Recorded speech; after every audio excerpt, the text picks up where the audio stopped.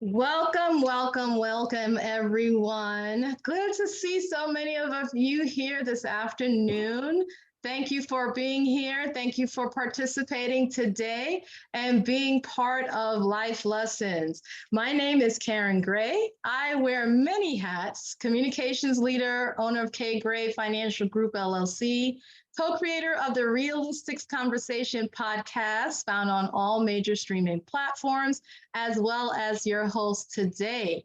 So I'm grateful you all took the time to be with us. We've been doing life lessons for the last 8 years now, and each year we are excited to bring you riveting events, riveting topics that need a lot of discussion. And this year is no different. We appreciate all of you who have joined our many programs for the previous 8 years, as I mentioned. And these programs are here to assist with us dealing with the heavy hitter topics from a faith-based perspective that do not necessarily get all of the focused attention that's necessary for the deeper dive. So we're going to do that today. This year, we present to you the D word: strategies for single and married people to avoid divorce or deal with its impacts. Many of us are familiar to divorce. Either you're like me, you have divorced parents, or you have friends and family who have experienced divorce, or currently divorced yourself, or you're married contemplating divorce. To help us with the conversation on this very sensitive topic, we have our favorite resident marriage experts, Derek and Sonia, who are here to give us their expert advice as well as their tips. Sonia is a licensed clinical social worker and has been practicing for 30 years. She's a graduate of Oakwood University as well as Columbia University. She has worked in the capacity of school social worker, adjudicated youth, teen mothers, and the elderly. Derek is a social worker and was in law enforcement for 11 years. Worked as a dean of students for 10 years.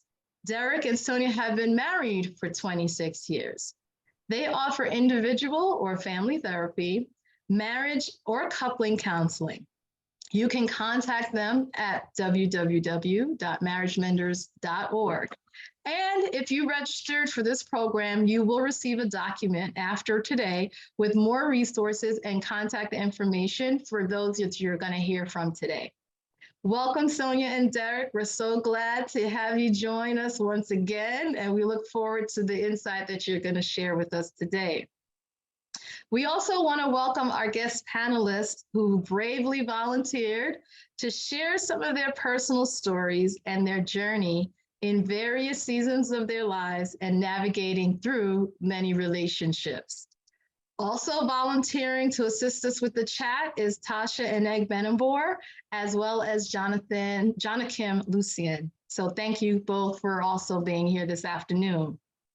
Message either one of them directly if you have a personal question that you'd like to ask the guest or the marriage menders, or if you are feeling triggered. We want to make sure that this is a safe space for this dialogue today. Now, let's get started. We have a lot to discuss today, so without further ado, we're going to go ahead and begin. We've prayed before the program started, so feel free to note that we are here. Again, this is a safe space, and we have a lot to cover. So the first thing I want to do is share my screen. And that is because in researching for today's program, it was interesting in what I found. PewResearch.org shared a study that highlighted a profile of the single American. And what was discovered was that many single adults were pretty content with being on their own. What was also profound was that when breaking down the demographics, 47% of singles were African American or identified as Black. This leads me to our first guest this evening. Welcome, Troy. Hello, everyone. Thanks for being here today. So, Troy, when I talked about the profile of the single American, do you agree with that assessment of most of singles today are very comfortable with being single? I believe so. I believe that especially now with the technology and dating apps and opportunities that come up, that single is a new lifestyle. Single is a new lifestyle. Okay. So you find that accurate. You believe it's a lifestyle. And how do you think, as a single person, that's affected you and your day to day? I mean, I think for me, it is it can be challenging, depending on the overall long-term goal that you have. In essence, if you would like to be in a relationship, it can cause conflict, simply because meeting someone and generating the opportunity to have that type of dialogue and relationship, it sometimes limits you because of the mindset in that I don't want the attachment. Just as the statistics say, my background would reflect on my experiences and triggers, traumas, things that have come up in my life. So for me, if I'm afraid of a certain thing, my mind automatically goes to a level of comfort, not a level of growth. When I talk about growth, it institutes a level of discomfort and sometimes pain. So I think that lifestyle now with the opportunity for me to now download an app on my phone, I can upload a picture, maybe not upload a picture, and swipe until I find somebody, have a connection virtually over the phone, which makes me more comfortable before I have to get to the point where I have to meet somebody or, spend money on a date or put myself in a position where I feel very uncomfortable. Okay, so there's an added comfort level, you're saying. Okay, I can understand that. But Troy, you've been single for a while now, and I'm sure, like me, you get the question, you're such a great person. Why aren't you married?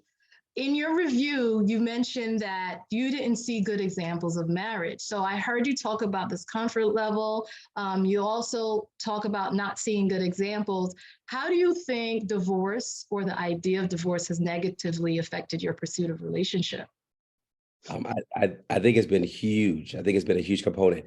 Let me just add as a caveat to that, a big part of my my snail process was a part of me. And I say that because I think it was a part of me wanting to develop and wanting to grow. My depiction of a couple had been a television depiction. At some point in growing up, it was the Huxtables. But, if I was to backtrack, think about it, it was probably, something Archie Bunker. I'm probably dating myself now, the Brady Bunch, the Jetsons. There were certain programs on television that in my mind as growing up, that was my reality. So with that reality and then living my life as a reality, I think that it was confusing for me. So it wasn't like I had something to turn to or couples to turn to, whether in my family or at my church, to turn to say, oh, this is what a relationship could look like. Now, if you want to learn about relationships, you'd have to study relationships. You'd have to study healthy relationships or the type of relationship that you would want. So for me, I believe that obviously fear had been a big component, being hurt, making poor decisions, not knowing what to do. When you're a lot younger, it's easy to make those decisions and then turn around and regroup and then move forward. As you get a little bit older, you're a little bit more sensitive to taking that leap of faith into whether it be a relationship, a new job, transitioning into, moving across the country, whatever that may be. So I think that was a big part of it for me. A big part of it had been fear. When I look back now and I evaluate the types of relationships that I've been in, a lot of those had been my fault. A lot of the dysfunction, but it came from what I learned. I could only unlearn once I know now that is not the way to go. So that was a challenge for me. And I'm a slow learner. The McCollums will understand that one of them was a school social worker, understanding how that process works with that executive function and the cognitive abilities. And, that's not my learning style. So when you're hearing the correct thing from the wrong teacher, you'll never get the lesson. That had been my problem. That is so profound. Well, at this point now, I got the lesson after making a lot of mistakes and losing a lot of valuable relationships. But what I would say, is that I've created great friendships, with the appropriate boundaries, So as I look back now, I can reflect and say I'm growing and I'm at a much better place to entertain and receive the appropriate God-given woman to me. Oh, I'm so glad to hear that, Troy. That is wonderful. You're very self-aware of some of the challenges that you might have seen based on observation. Also, in our previous dialogue, you talked about the fact that you didn't think that most people were prepared for marriage. What do you think being prepared for looks like that now makes you feel more comfortable and being open to the idea of a healthy marriage? So this platform, I'm going to go, usually this is my trump card, but I'm gonna go directly to it. It's the Bible. Honestly, that has been it for me. That has been a big contribution and attribute to me being able to develop to where I am now. Let's put the Bible aside for just 1 second. I know some avid Adventists are going to say, what are you doing? But let's put that aside for 1 second.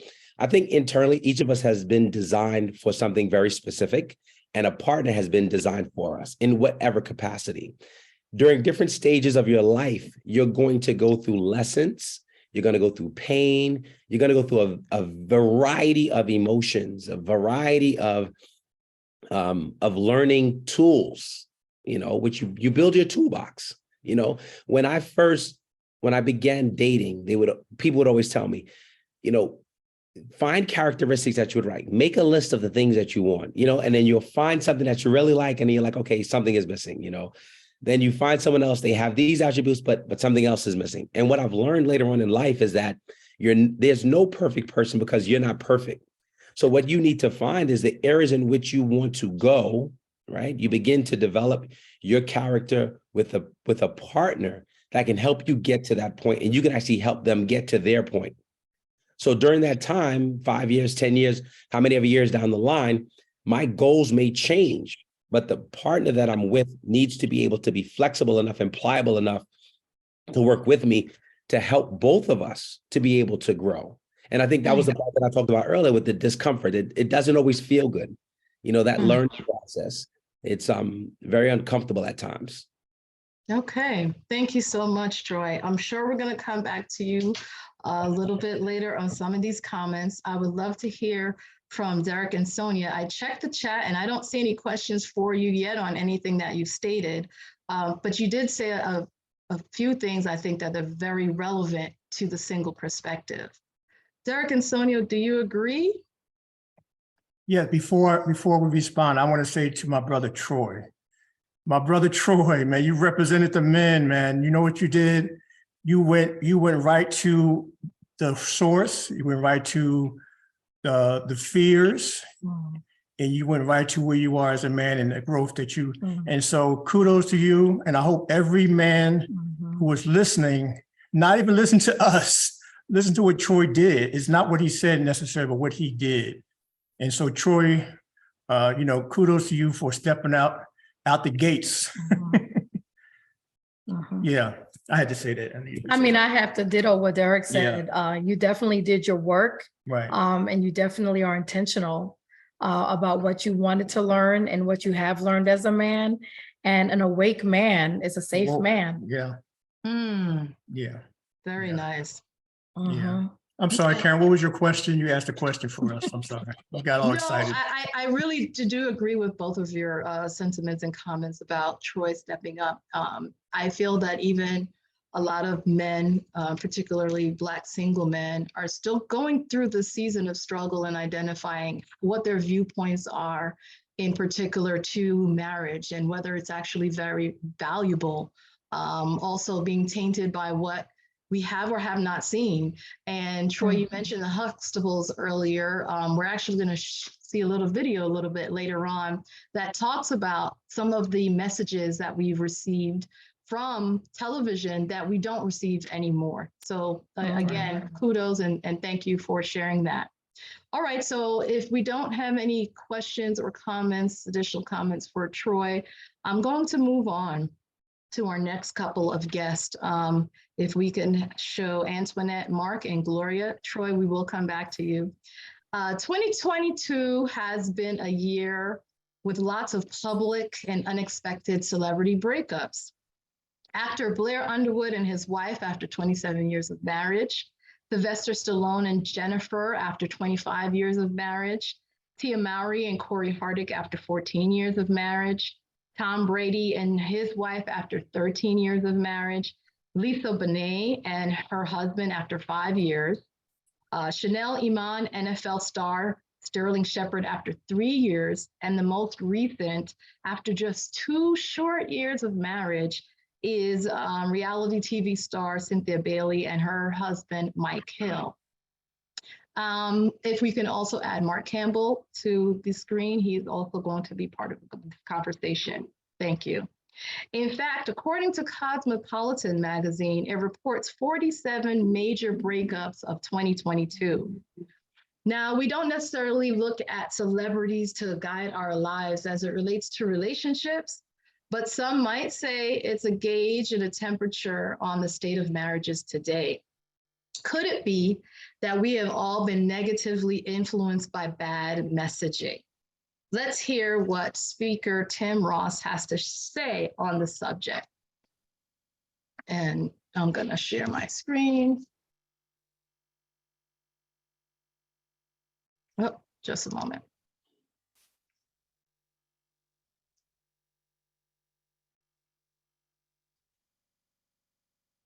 I think this is why so many marriages, so many people in their marriages are disappointed because the advertisement was wrong, right? You believe Disney as opposed to the Bible.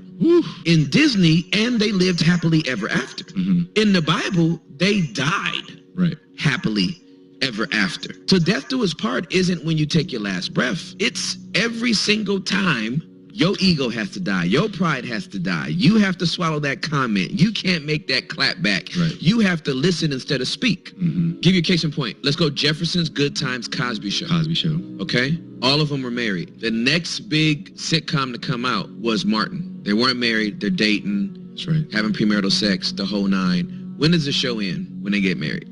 Oh, that's right. Wow. And so what were we informing Gen X of?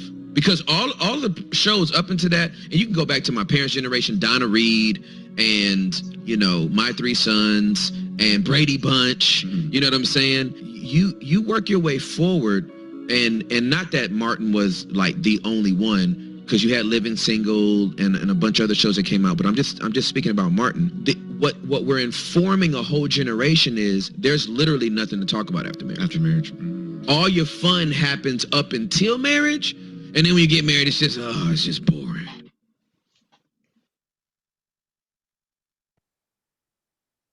That was really deep. I had to laugh. Okay. Tim Ross, if you can all go on mute if you're not on the screen. So thank you again. Welcome, Antoinette, Mark, and Gloria. Antoinette is divorced and currently single. Mark was married, got divorced, and has had the blessing of being remarried and currently in a relationship and married, and Gloria is divorced and single. So Antoinette, based on what you just heard, I think that you'd say that you'd agree with this idea and concept of having a happily ever after. Based on what you shared and what you saw your parents have, it shaped your vision of marriage. Could you quickly tell us why having that facade of a relationship affected your marriage? Yeah, it's true. I did think of everything working out simply because of what I saw my parents were doing. They had serious problems, but they remained friends and the marriage worked. So when I got married, I made sure I chose a Christian man in my own faith. And my thought was that because of our Christianity and because of our vows, then every problem would be dealt with in the right way and our marriage would keep on going on, that it would never end. That was how I thought. Gloria, you're shaking your head with what Antoinette just said. Why? I agree with her. Yes. my parents were married 50 something years. So I thought, I can do this. But no, it didn't work out that way. I didn't see my parents argue much at all. But I think back then you got married and you stayed married and you worked it out. That's a thing of the past. To hear a divorce after 2 years, you're just getting to know each other. That's, yeah. So I agree with her. Yeah. Mark, would you say your experience were different to Antoinette and Gloria's perspective? Yeah, vastly different. Tell us how. My parents' marriage was at times tumultuous, and I walked into marriage. For one, I waited the first time. I mean, again, waited was relative. My younger brother got married at 25. I got married the first time at 38. I walked into marriage, again, raised by a single mom. So I walked into marriage watching all these mistakes that my parents made, focusing on primarily my dad not being the father/husband that I thought he should be. And I walked into it thinking, if I'm a better person, if I'm a supportive husband, an involved father, if I make that commitment, that sacrifice, then I wouldn't go down that path. And nonetheless, the marriage dissolved. And I think I'm being very honest with myself. I think part of it was my ex-wife and I didn't know each other as well as we probably should have. We met each other, we liked each other, we started dating, and our course towards marriage was accelerating. We honestly both felt that we had a lot more in common than we probably did. A lot of it was very superficial stuff. I'm a member of Phi Alpha Fraternity Incorporated. My ex-wife is a member of Alpha Kappa Alpha Sorority Incorporated. So we just thought, oh my God, Ski Phi, it's going to work. I worked at a college, was in graduate school at the time. She was actually in graduate school when I first met her. So I'm thinking educationally we were like-minded. A lot of the things that we both said we wanted, I thought we could agree on. But again, hindsight being 2020, there were a lot of signs, there were a lot of signals, there were speed bumps that we flew right over. And a lot of life lessons were learned. Okay. I did take a lot of what I learned and brought it into my current marriage. And one thing that I'm trying to do, is work very diligently on communicating with my wife. And like that clip showed, I listen not just to respond. And that's something that I've been very diligent with trying to do better. And let me shut up now. No, that was very, very good. That's very good. And we're going to touch more on that because unlike Gloria and Antoinette, you did wait into later years. And we typically believe that sometimes waiting is beneficial because we should be doing the work and we should be learning and growing to prepare us for marriage. And yet, even after waiting and being in your 30s, as you mentioned, there were still superficial reasons on why that connection happened the first go around. Gloria, you were married the longest out of the three. Okay. And although you probably thought that you had the formula, we'd like to say, with having a Christian husband, parents who were also married, gave a good example of what marriage looked like, it seemed like you had everything laid out pretty well as it related to making a good decision and choice to marriage, but things didn't end the way that you had hoped it would. Can you share with us a little bit of why that ended up being different than desired? Okay. I was married. I got married at 23. I was married for 23 years. And I've been divorced for 13 years, 2 months, and some days. Who's counting? Oh.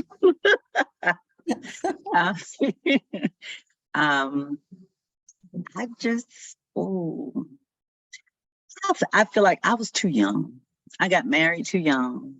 Even though I saw marriages, my dad was strict, and part of me, got married to get out of the house. My sister is on the line, so she's hearing this too. I don't really believe I had the solid foundation that I should have had. I was coming to know me. So when you add someone to the equation and both people are trying to figure themselves out, it just runs into some problems. He came from a divorced home, and I call it the magnet, the plus and the minus. You come from a line of divorced people, and I come from a line of married people. So those forces are kind of hitting each other. And we did not seek, when stuff started going wrong, we didn't seek counsel perhaps soon enough. And then the outside forces of his and her friends, that's a whole nother ball game. And communication. I would say communication was number one. We didn't know how to talk to each other. We talked at each other. And that is huge. If you don't know how to communicate, you're in trouble. So did I answer your question? You did. Thank Okay. you. Antoinette, similar to Gloria's experience, your ex also had a very different experience with his parents versus the experience that you had and witnessed with your parents. Tell us a little bit about that and why that actually became very toxic. Okay, so first of all, I want to say that my ex died last Friday. So if just in case I am so sorry to hear that. yeah, Oh. right. So I'm trying to be strong, because despite the fact that we've been divorced for so long, it still kind of hit me really hard. So Our anyway, prayers are with you and the family. I'm very sorry. Thank you. Our experiences were different. Yes, we had I had parents who were dedicated to family and to their children. So even though I was mature, I was immature when it comes to really understanding marriage. I had the right kind of mindset and the right intentions. So I never would have divorced. I would always, because I would have always choose counseling, getting help some way. His situation, on the other hand, is that he thought his mother gave him away, even though she said she really didn't give him away. His grandmother took him because his grandmother loved him, and the mother had 13 children. So he was growing up with his grandmother. They were in the same district. His father did not give him the attention or the support that he needed, and he really didn't have the relationship with his mother. So as far as he was concerned, he was not even interested in meeting my parents when we wanted to get married. Although he got along with my mom when he met her, they didn't have a problem, but the difference in the way that we think, our culture was so different in the homes that we were raised in. So for example, I was raised to say, if I'm leaving home, people at home should always know where I am. You should be able to, you have an idea where I'm gonna be, what I'm doing out there. He was raised in a way where he does his work and then he disappears. So when we were in our marriage together and he would do that, I would have a problem with that. But he would not think that anything is wrong with that, because as far as he's concerned, if he did everything that he was supposed to do, and he was very diligent when it comes to helping around the house and so on, then I shouldn't really be giving him a hard time when I didn't know where he was. So there were a lot of conflicts in the way that in our values. The thing too is that I had a plan. He didn't have a plan. So when he met me with my plan, he bought into my plan. And then at a point when he got into his 30s, because we got married in our 20s and late 20s. And when he got into his 30s, he was like, what I wanted at the beginning is not what I want now. So it's like he was suddenly maturing, having his own dreams and so on, and realizing that the dreams that he met me with were just mine and not his own. So then at first we were like this, and then it started going like that. You know, like one day it just like, why are you doing what I'm doing? Like we used to do everything together. If I'm eating something, he'd want to eat the same thing and so on. Like, so when I'm keeping that trend, suddenly he pulls away, right? I did learn afterwards too that there was a personality disorder that caused that. No, but I was the one that say, let's go to counseling because we're having problems. But his thing was like, if you're having a problem, you go to counseling. I am not having a problem. So I actually did go to counseling, okay? But the reality is that because we were so incompatible, is really, I believe, the main problem and the unwillingness to cooperate. Because as the sister said, we spoke at each other. We could not have, the point came where we couldn't have a conversation and we were not disagreeing. It was just pulling in different directions. Thank you for sharing that. I heard two things repeatedly from all three of you. I heard maturity and I heard communication. So let's start off with the communication part. Gloria, you mentioned communication. Some folks in the chat also talked about the importance in communication. That's definitely always recommended. And it seems that you believe that needs to be a full understanding about the background. So when we're talking about communication, it's not only just having those important conversations when you're in relationship, but if I understood your comments in your overview, having the conversations about the experience of your potential partner are also critical. Why would you say that's significant in knowing more about your partner's background? I think when you know more about the background, you can understand why they do the things they do or why I do the things I do. And I don't think we really check out backgrounds. And I kid you not, if I had money, I would do a private investigation. I would. I know some people may not go for that, but I think people come to the table with hidden agendas. They're not honest until you be knee deep in it. Then it's like, oh, what have I done?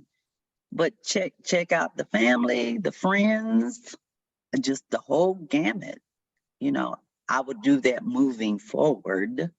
But yeah, I think we're more in love with the idea of getting married than the little details that goes with the marriage. You know, ask those deep questions that we really don't do. You know, raising children, you know, do you really love Jesus? You know, it's just so many things we just don't do.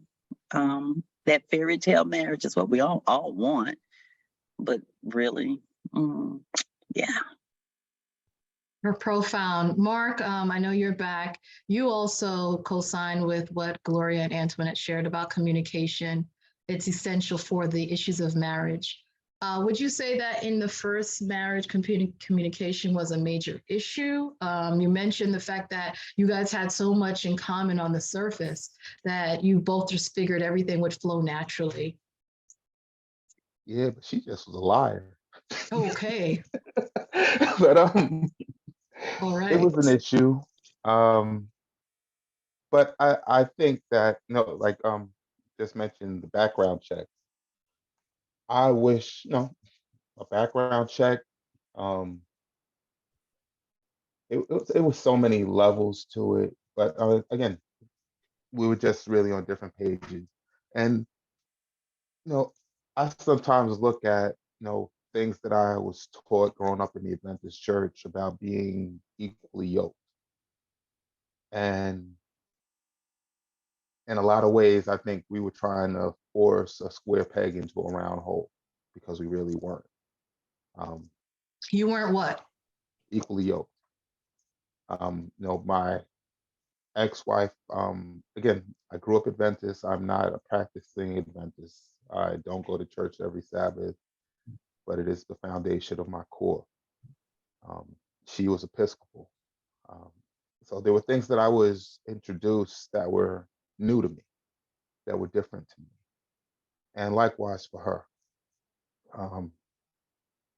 But we would just, the more we got to know each other, the more we realized we were very different.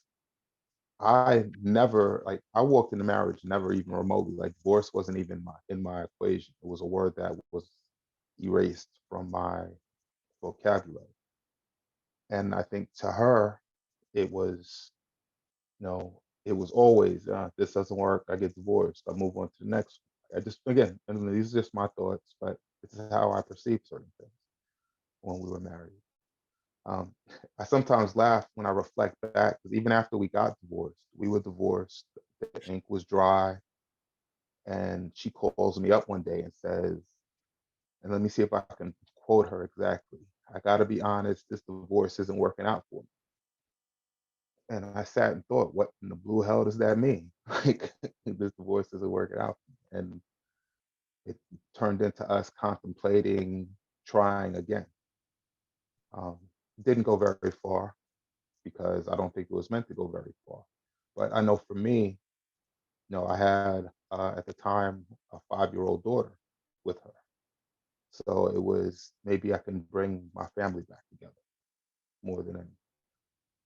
But again, I think the core of our issues, communication is such a vast umbrella. There's so many aspects and levels to it, and we didn't communicate. We were, living our own separate lives, doing our own things, and just, living together after.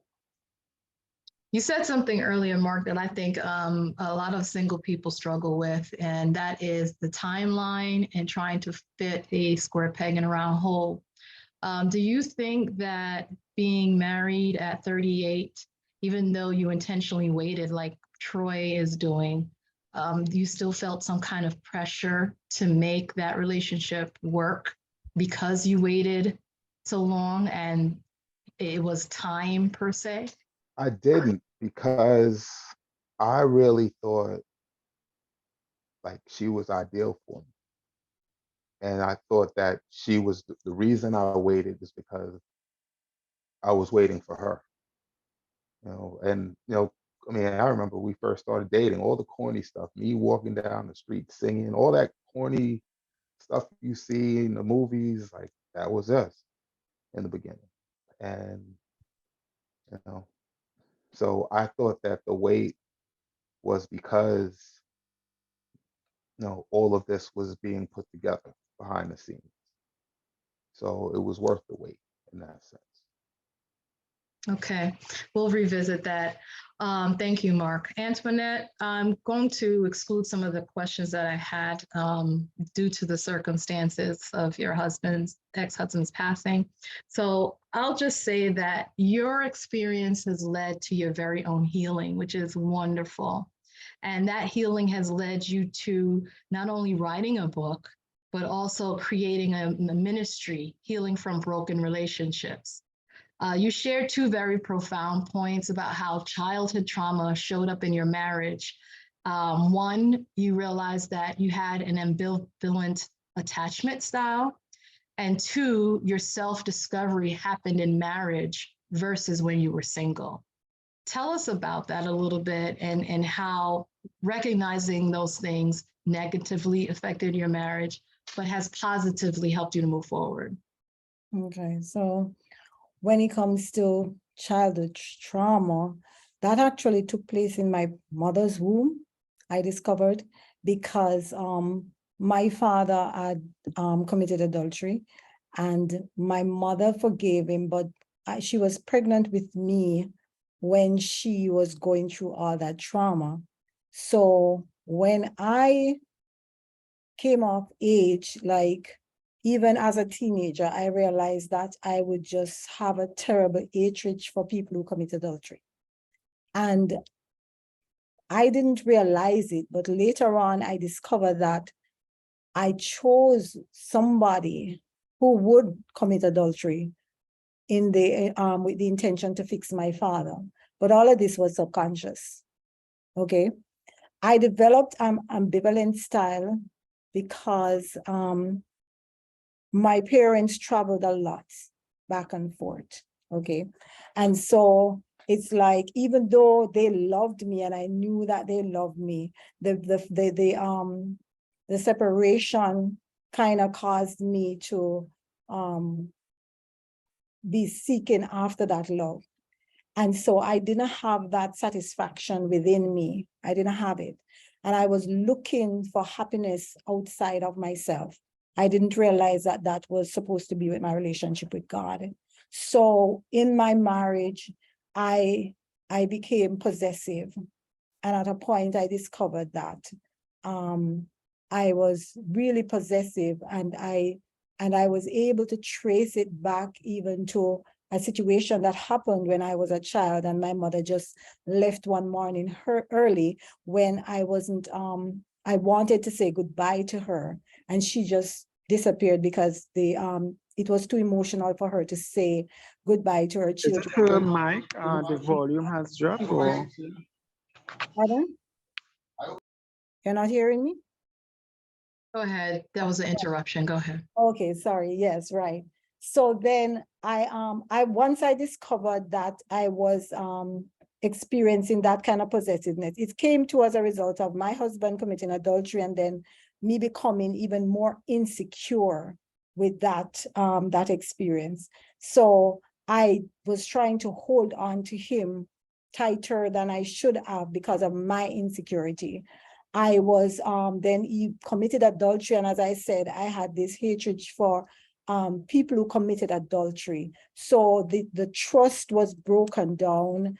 The ambivalent attachment style was coming into the marriage. And then he didn't understand me. I didn't understand myself. And so it caused chaos. I did, however, go to counseling and started to understand myself. But the fact is that I was working on me, but he wasn't interested like in working on himself like that. Because as I said, because of the personality disorder, he didn't trust people. He doesn't trust, he said psychologists just want to know your business. So he didn't want to go counseling. He didn't think that they could help him at all. And he didn't think that anything was wrong with him. I mean, at the same time, that didn't really stop him from being a Christian, but it did cause a lot of problems in the marriage. And so I had to start paying attention to myself, especially because I realized that if I didn't do that, if I didn't take care of myself, I was going to destroy my daughter, because we have one child in the marriage. And so I started working on myself. And when I started working on myself, because I became healthy, it didn't work for him, because he now couldn't, the kind of attention, the negative attention that I would give to him, he wasn't getting that anymore. And really that negative attention fed into his illness. And when he wasn't getting that anymore, he decided that he would leave the relationship, if that makes sense to you. Because I don't know if I'm explaining it well, but that was exactly what I saw happening. You know, when I was the kind of person that didn't trust him and let him know I didn't trust him, and because he had fears of abandonment, right? But so when I was saying get out, that was what he expected to happen, right? But when I changed that and realized that, okay, no, it's not about getting out, it's about us working on the marriage. I became more loving, I became more understanding and all of that, because he hadn't worked on himself and didn't know how to accept that love now. For him, it wasn't the idea. So he had to leave. Thank you very much. So we're going to wrap this segment up, but before we do, I had mentioned maturity and communication was the overarching theme that I was hearing from all three of you. And although your divorce stories are very different, want to look at the word maturity. And one by one, I would ask you to give me your closing comments on why maturity is important in relationships. So I'll start with you, Gloria. Mature people can handle more in relationships. Why is maturity important in your relationships? I believe when you are mature, you can handle storms, the good, the bad, the ugly. And that comes with time and wisdom, I believe.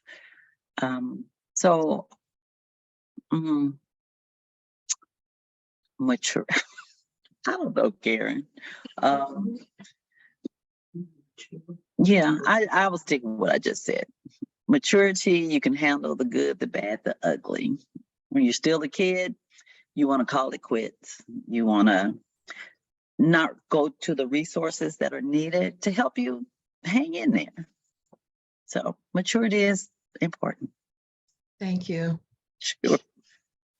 Antoinette, and then Mark. First of all, I think for me, maturity is important because the first thing you're going to do if you're mature is to make sure that you're happy by yourself. It should not be, getting married should not be a need. It should be a want. Like, I could live alone. I could be perfectly fine on my own, but I want to have a partner. And so you make that choice. That way you will take time out to make sure that you're compatible.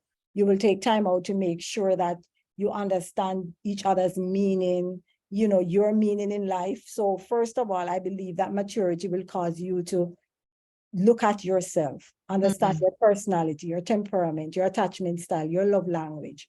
And when you understand that about yourself, it will be easy for you to now start to understand it about others.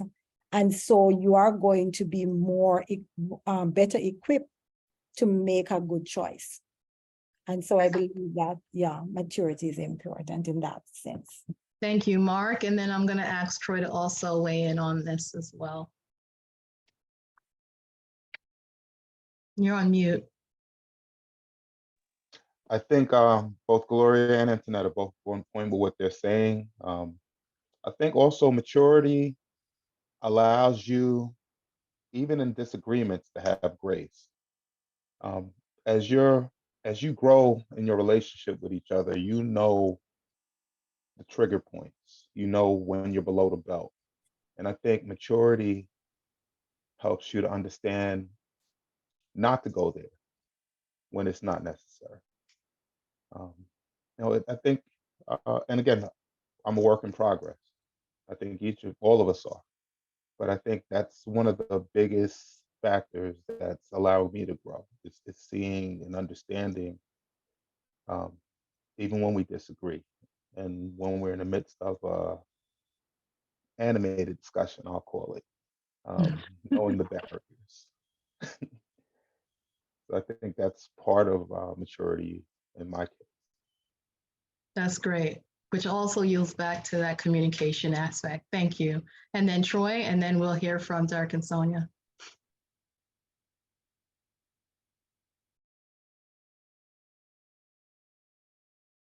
You're on mute, Troy. I'm sorry.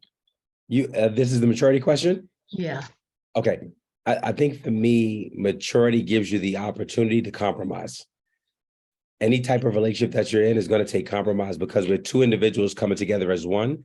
We're going to have different ideas, but at the same time, we need to come to a meeting of the mind that it becomes a win-win situation. It has to be a win-win situation. I think maturity allows you to, back to the Bible again, less of you, more of the other person, where you're lifting up that other person, then they can actually help you get to where you need to go. I think that's my understanding of what maturity is in relationships.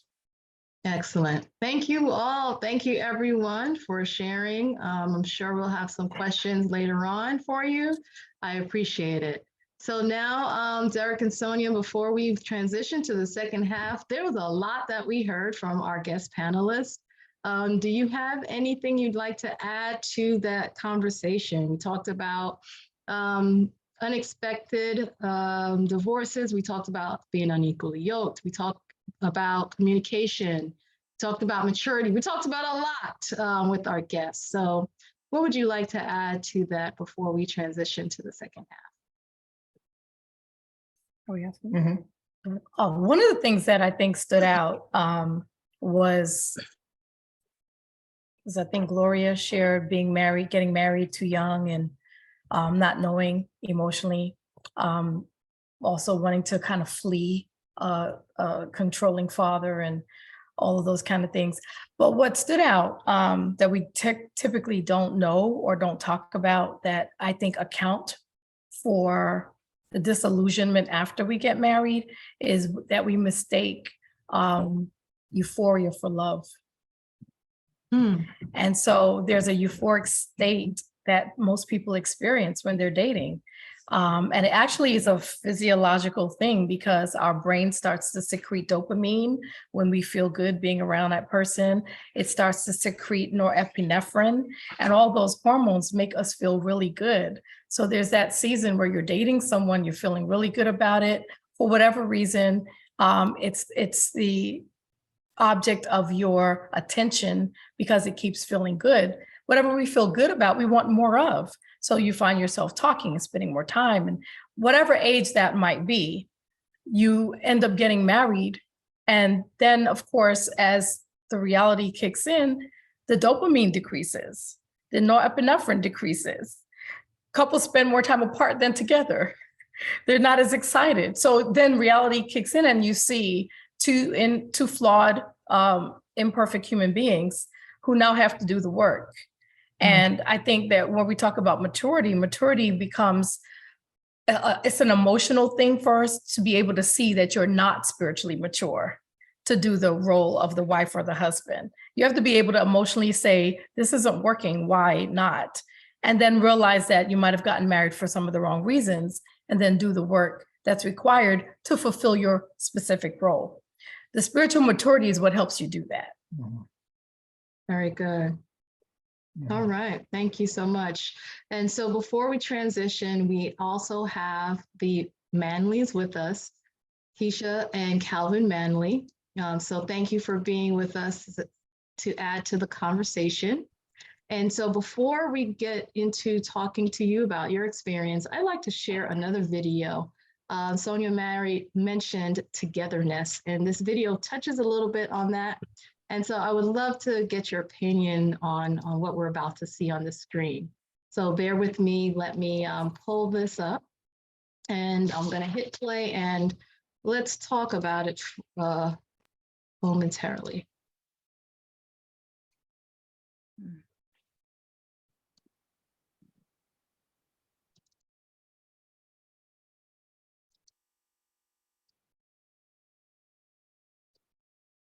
If she or he is compatible with you now, in 5 years, he or she won't be compatible with you because you're going to change and he or she is going to change. So the question is not whether or not that person is compatible, because compatibility is temporal. The question is, will you both work towards knowing each other continually, getting to know each other every day, and learning that person as they change on a daily basis, and to be submitted to the fact that that person will change and yet you will change, and together you're changing together. This is what relationship looks like. Marriage is not about finding the perfect spouse. Marriage is about finding the person who will do life with you, who's on the same mission as you, wanting and desiring what you want to bring glory to Christ, and fulfilling that together. It's a togetherness, a mutual submission to something greater than the two of you. Mutual submission, something greater than the two of you. Welcome, Keisha and Calvin Manley. Thank you so much for joining us. I'm so glad the technical difficulties worked out. Would you say that you agree or disagree with his assessment of togetherness versus compatibility? I would say I would actually agree because me and Calvin met really, really young. We met at Pine Forge. We met when we were 15. In 10th grade, we started dating. We dated all through Pine Forge, went to Oakwood, and we broke up in freshman year. And so I think that was a good thing to do because we were young. We were very, very young. But we did get back together our senior year of Oakwood, and we got married at 22. And so, like he said, you do change. You change each and every day, but it is a choice to try to stay connected, to try to grow with your partner and try to understand your partner. Because, I don't like the same things that I did when I was 15, 20. Now that I'm 43, it's totally different. And I know Calvin the same. So I would say I will agree. And, being submissive, he packed a whole lot in that. I know he packs a whole lot in that small clip, but, being submissive is a choice. If you got that commitment to grow together and stay together, it's hard, but if you are committed to each other, I think it can be done. Okay. You're saying yes, Calvin. Why? Well, I mean, I think it was, very interesting, his point of view. I never really put it into those specific words, but it was very accurate. I know for me, just very quickly, Keisha's right. We started dating at 15, 10th grade. And so, we were kids, of course. And so we liked kid things. We did kid things. And for me, I'm just speaking for me personally, and I don't know if we've ever really even talked about this specifically, but I just remember going through the different stages. And I remember when we first got married, we were a little more mature then, and our taste kind of was a little more refined. Right. But really for me, the transition started when we started having children. And that's when I had to kind of readjust myself, because it was like she was changing, but she was changing in a way that was expanding or expounding our whole family, right? But for me, I wasn't used to Keisha giving someone else that attention. You know what I mean? And even though, those are our children, I can see me in them, I can see her in them, but I just wasn't used to sharing her that way. So that was the first time for me that I had to kind of make a conscious decision, are you okay with this? Can you deal with this? I mean, is this, and so that was kind of the first thing for me, and among other things, but that kind of stuck out in my mind when he was saying, you're not going to be the same person in 5 years. You're not going to be the same person in 10 years. He's absolutely right. Absolutely. And it might not necessarily always be a change in mindset. It just might be a change in the dynamic of your family. It might be a change in the dynamic of your job, anything. And sometimes you just have to check yourself because you're just used to things being a certain way. First off, thank you so much. I like to just appreciate you for admitting a challenge that a lot of men experience when transitioning from husband to father, and trying to navigate through that experience of loving the kids, but also still wanting the same attention from their spouse that they're used to, and that's a big thing that happens often in relationships that I don't think gets a lot of attention. So kudos to you for bringing that up. Also, you segued into my next question, which was shifting perspective, right? Because it's critical that you do that. And why do you think so many people struggle with doing the same thing? Understanding that we're going through a transition, we're going through seasons. And so as we go through, we have to shift our perspective. Why is that so difficult for others? Well, I mean, so for me, I'll just speak for me personally. So the dynamic between Keisha and I, she's the eldest child of 3. I'm the youngest of 4. And so I grew up being used to getting my way. Right. And if I didn't get my way, I could just throw a tantrum and everybody would just stop what they were doing and pay attention. Right. So, I mean, it was, that was that. Keisha is more, she's more organized than that, and she's more of a, she came into this as a natural leader because that was the role she had to play in her family growing up with her siblings. And I think to answer your question, I just kind of gave some background, but to answer your question, I think it's really just a conscious decision that you have to make, and I know that kind of sounds dismissive, but I'm not trying to be dismissive. And I'm saying that because like we make unconscious decisions every day, things that we're used to, things that we like, things that bring us pleasure, happiness, or whatever. A lot of things we don't give a second thought to. But most of the time when it has to do with us looking internally, or it has us, to pause so that we can kind of iron out some wrinkles, that's when it starts to get kind of sketchy. Right. Because like nobody really wants to be told that they're wrong. Nobody really wants to be to feel like they're not living up to a certain expectation, right? And so I just think that it's a mindset thing.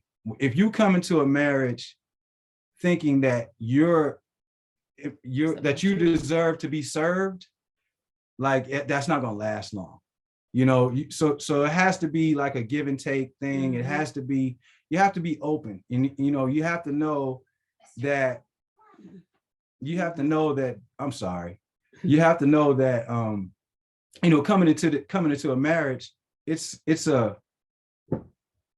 not always gonna look like what you're used to. What you thought. Or what you thought. Another example, personal example. I grew up with parents that were married 20 plus years. Keisha grew up where her parents divorced when she was 5. But another caveat on the side of that, my parents were married for 20 plus years, but it was their third marriage. Yeah. So that's what I mean. There's a lot of perspective there. So, we might have come in thinking it looked a certain way, or was supposed to look a certain way.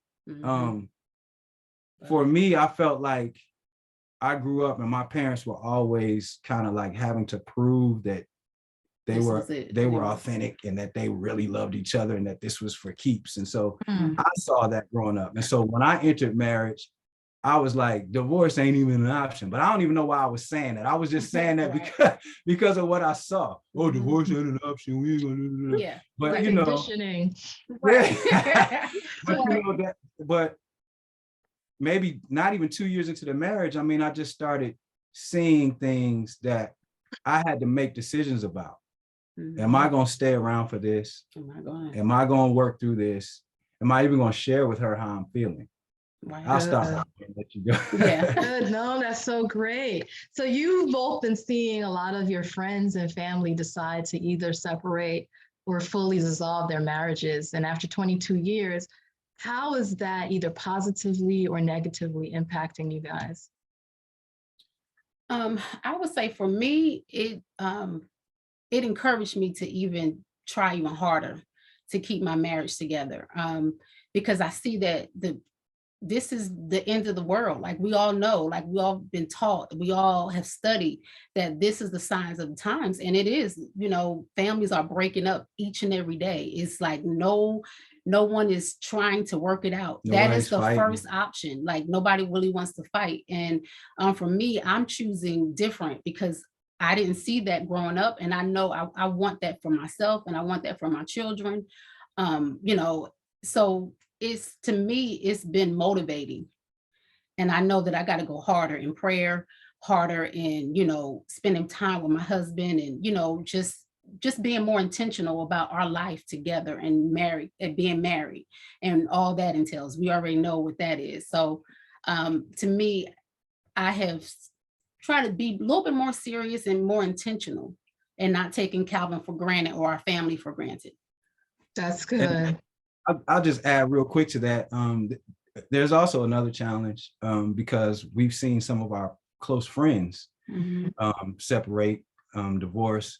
And that's tough because when you're a married couple and you're friends with another married couple, it's a mutual friendship. And Right. so, you know, it's almost like you don't know what to say sometimes because you want to protect both parties involved and you want to be respectful of both parties involved. But at the same time, you know, Keisha and I have determined that we're not going to give you fluff. Like, if you want to talk, we're going to talk about it. You know what I mean? Because ultimately, ultimately, we want to see the marriage salvaged. We want to see God do what we know God can do. Because trust me, we're sitting here talking and laughing and talking casually, but we've been at that spot before. Right. We've been at the brink where, do we really want to keep going? What are we doing here? You know? And so yeah. Speaking of being there, Keisha, you had shared that you had some personal abandonment issues growing up, and you found that those issues surfaced in your marriage, and Calvin had to kind of help you work through those things. So what do you recommend for people to avoid similar patterns? Because it's real popular right now where everyone's saying, oh, heal before you get into a relationship. But there are times you don't necessarily know what that healing is, what it means until you're in relationship. So what would you recommend people do, whether they're single now, pursuing relationship, or they're in their relationships and dealing with some trauma? I would first say acknowledge it, because for a long time, Karen, I did not acknowledge my childhood trauma. I would probably say maybe in the last like 7 to 10 years is when I really started seeing, okay, this is really affecting me, and no one knew. No one knew. Even my closest friends didn't know what I actually had experienced as a child. Everyone knew that I was very, very close to my dad, but that was because he was a single father and he raised 2 girls. He did eventually get remarried. That's a whole nother situation, but you know, so for me, it was when I had my child, my daughter. I think that's when it really hit, because I was like, I don't know how to raise a girl, because I didn't have that mother to raise me and push me into that womanhood.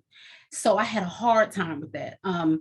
Our oldest is our son, Calvin II, and it was easier, I felt, to raise him because he's a boy. But when the girl came, y'all, I was just like, okay, Lord, what do I do with this? And so I had to acknowledge it. I had to acknowledge it, and I had to fight. I had to cry. I had to be angry at God. And Calvin made me feel it's okay to be angry. You know, it's okay to get your feelings out. It's okay for you to talk about it, because I never talked about it before. But now, you know, if someone asks me, I'm an open book. I tell you everything, because before I used to be embarrassed. Like, okay, my mom is, you know, strung out on drugs, and she has been for over 20 something years. And still to this day, she still is fighting that drug addiction. So it was really embarrassing, you know, going to Pine Forge and going to Oakwood, and you see all these whole families and these mothers and this and that. I felt like I was just broken. You know, I was just, you know, why am I here? You know, do I fit in? Because my mom is not here, and people gonna start asking questions as to why. But I put it in the back. I put it all the way in the back, and I never unpacked it until about 7 to 10 years ago. Please excuse us. Our neighbor just decided he wanted to cut his grass behind us today. So right, I'm sorry. I'm like, really? It's okay. The joys of Zoom. Well, I want to say that kudos to you for being able to now acknowledge it, as well as share it, so that others also can feel like they can go through their healing journey as well. Is there anything else you'd like to share? Because I see Derek and Sonia writing down a lot of. Oh, yeah, I'm ready. Look, I hope it's good stuff. Please don't get us too hard. Don't tear me up too bad. No, but what I would like to say. You're right. my daughter asked before we even came on, like, what are y'all gonna say? And what I want to leave anybody with who's listening is marriage, love is a choice. It's a choice. I know we hear it all the time, but it's a choice. And what I was just sharing with Keisha before we even came on the Zoom meeting is one thing that I don't want to use the word condone, but what I don't endorse like when couples are arguing and they're fighting or feuding or whatever it is, whatever you want to call it, I don't endorse the man just leaving. Like I used to, like my dad used to give me that advice, man, you know, if you whatever, you need to go cool off. Well, the reason I don't endorse that is because I found that over the years, when you separate like that in anger, oh, the devil he works double time. It don't always have to be another woman. It doesn't always have to be a situation like that. But his goal, guys, remember, is to destroy us in our sin. So it could be any type of situation that we were not even prepared for, just and get blindsided just because we're in our feelings. So, you know, my biggest piece of advice is, even if you guys are at odds, if you guys need to cool off, let cooler heads prevail, that's fine. Find separate parts of the house and come back together after you guys have cooled down. I mean, the reality of it is, you know, we're human. So yeah, when we're arguing, like once we finish arguing, it's not my first thought to get on my knees beside her, and vice versa. Yeah. Let's just be real about it. I mean, you know what I mean? That might take a few minutes. Yeah. You know what I'm saying? But yeah, my advice is, in all things, try to stay together as much as possible, even in disagreement. Very good. Thank you both. Thank you both. I'm sure we'll have more to get to you on later, but thank you for sharing. All right. So with that said, I did have another video, but I'm going to go ahead and let Derek and Sonia take over and jump in. And we'd love to hear what you have to say. We heard a lot today, Derek and Sonia. We heard a lot from single perspective, a male single perspective. We heard from divorced and single females. We heard about from Mark, divorced and now remarried, and reflection, maturity, communication. Don't let the sun go down on your wrath. We heard a lot. So I'd like to turn it over to you both now to give us some tidbits, some insight, to answer some of those questions that we had on our flyer. Mm-hmm. I need to go first. Oh, go ahead. I have to start because I'm going to forget what I'm going to say, and Sonia won't. But it was powerful from the videos to what was shared, and then for Calvin and Keisha, I hope you guys got your name right for what you shared. And I just wanted to respond what Calvin said. He responded to the video about the change, and he said, marriage, you're always changing. You're going to change. You're going to change. Things happen. Mm-hmm. We celebrated 27 years of marriage. And if we can go back and count the changes that we have had in our marriage, it can go into the hundreds. And I'll just share why it's important to, when you change, to acknowledge the change and then communicate how you feel about the change. Acknowledge it and say how you feel about it, because sometimes we don't share how we feel about it. And that's the part of the communication. So I'll give you one quick example. Sonia doesn't know I'm gonna give this example, but I'm gonna give it anyway. When she went through menopause, change. You know, we're in our 50s now, change. I don't know anything about menopause, no clue about it before Sonia says, hey, these things are happening. And the thing about that change was she shared how she felt about it. She called it what it was. She said how she felt about it. And then I had to identify how I felt about it. I can't cuddle with her at night because she's having a hot flash, but she don't touch me. Don't put your hands on me. I'm hot. I'm sweating. That really affected me. And I felt feelings around that. And so whatever the change. I didn't say that. I just moved away. No, I remember one time you gave me the elbow, man. One time you gave me the elbow. Okay. You in your sleep. But anyway. So it's really talking about the changes as they occur, whether it's death, whether it's finances, whether it's children, talk about the change. The other thing that was said was, don't leave. We have heard personal stories when couples have a conflict, and more so when in these situations, when the husband left, their children died. Literally. And so don't take that lightly, because it's like you said it very well, Calvin. Satan will take that opportunity when that separation takes place. The anointing over our family is going to drift somewhere else because I'm mad or I'm angry or I'm frustrated. We separate ourselves. Separate in the house, walk around the corner, take a deep breath, and then figure out how you're going to come back with that, but do not separate in the realm of, I'm not coming back, because then it creates a opening for Satan to jump in and cause all kinds of things. And it compromises your covering. Yeah, so that's I wanted to say that part. We also use this phrase that when you're married, you're going to be married at least 3 times or 4 times in the marriage, because you're changing. To the the gentleman in the video's point, you're not the same. And you don't even know that you don't know what you're going to become, which is why marriage requires a spiritual constitution, because to change and then be with someone else who's changing and still wanting to do this thing called marriage and have the commitment that it requires does require you to have an emotional and spiritual constitution to understand that, and then to communicate, which is why everyone says communication is one of the biggest reasons that marriages fail. It's communication is not about communicating, it's about how you communicate, because we communicate whether we say something or not. So it's just a matter of understanding how to communicate when we become different people, and like you said, how we feel about it. So we just, we wanted to just speak on some of those things. We have a lot of other stuff we wanted to say, but we didn't want to take up all the time to reflect if there were questions or some other thoughts that people wanted to have. But I do want to say to all the panelists, you all brought different perspectives. That was very refreshing. It was. You guys did a great job compiling the variety of experiences in this forum.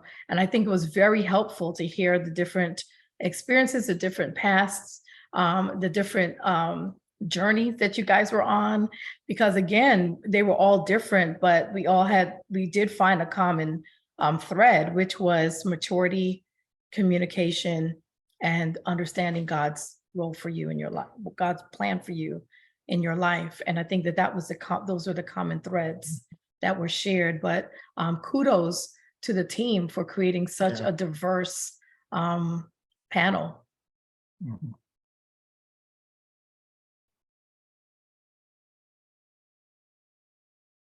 Thank you so much. So before we let you go into all that you have to share in your presentation, I was told by Tasha that there were some questions in the chat earlier that we missed. So Tasha or Jonathan, can you read the first question that we missed that we could quickly address?